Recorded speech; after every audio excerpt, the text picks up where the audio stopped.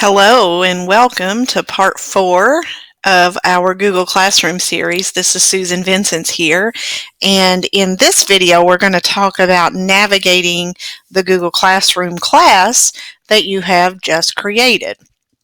So the first thing we're going to look at is the main menu. The main menu here on the home screen is where you're originally going to end up when you access Google Classroom either via the waffle or by going to classroom.google.com. Now to get to the rest of the menu, you're going to hit these 3 lines. So click on the 3 lines, and this is also how you're going to get back to your classes. You can also get to your calendar, which we'll talk more about later, and some of the other settings, and again you'll get a list of classes here as you get more involved in Google Classroom. So now we're going to go ahead and click on our class. So I created this class previously, and we're going to use this as our example to navigate through. So the first thing you're going to come to is your stream.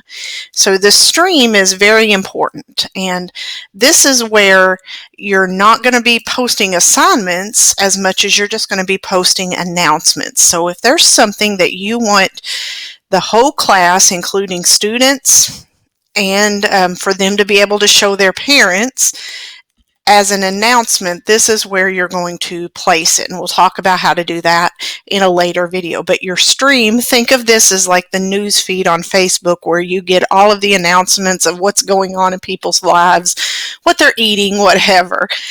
So, you know, if you want to let students know Picture Day is coming up on Friday, whatever date, please dress your best, the stream is where you're going to put it, instead of having to send an email out, or you can certainly do that too, but the stream is where you're going to put just quick announcements, not when things are due, just announcements that you want them to know and be aware of.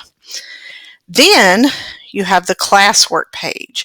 This is where your work is going to go. So when you post materials that you want your students to access, or families, when you want to post an assignment or a question for them to answer, this is where that is going to be placed. Okay, so you can create assignments and questions.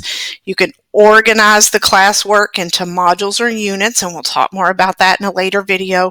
And then you can also reorder your assignments and your post however you like them. So the classwork is where the actual classwork will go. Okay, assignments, videos, materials that you want them to access that have to do with the content that you're teaching. Okay, so stream is just general class announcements.